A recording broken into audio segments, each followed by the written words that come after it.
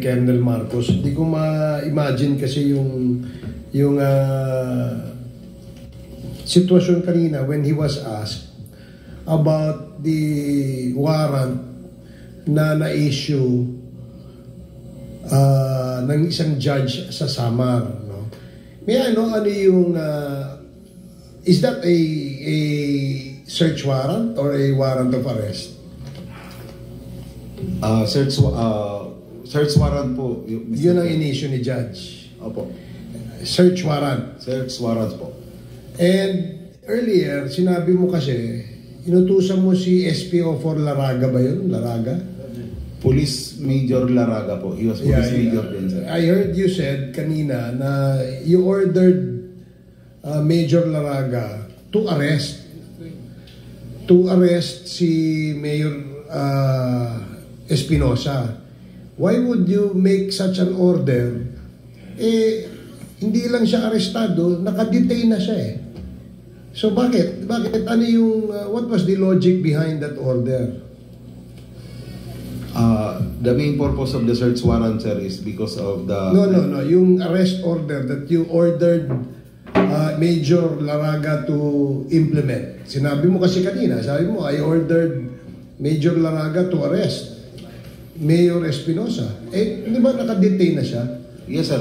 But if we will have a positive result on based on the implementation of the search warrant on illegal drugs and possession of firearms, we will also arrest him to file another case.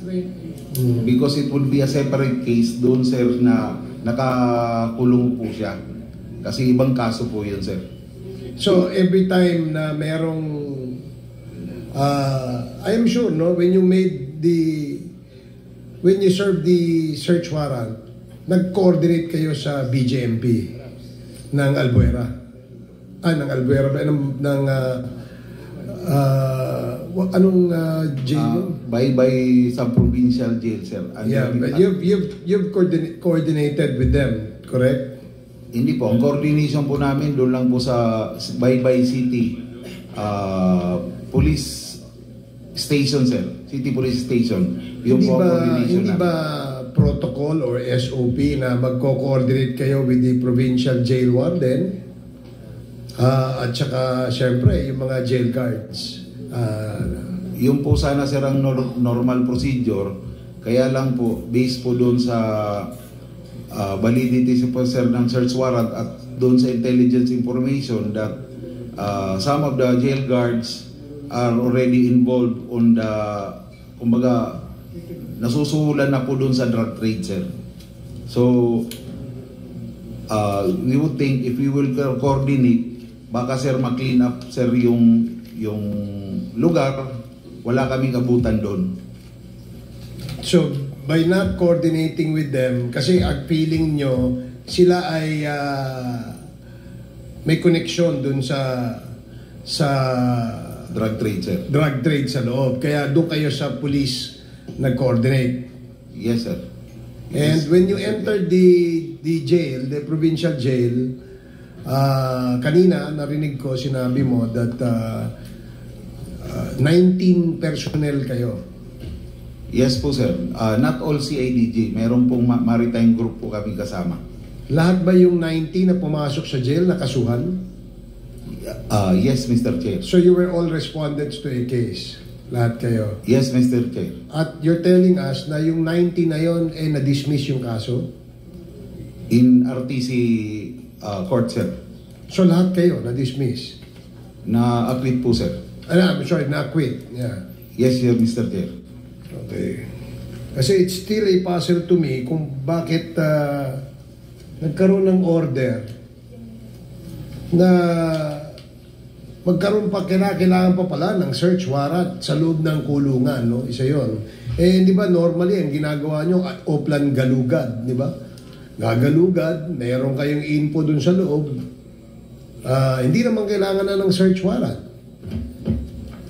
Yes, Mr. Chair. We do that also in our jail facilities sa CIDG, the oplan galugad.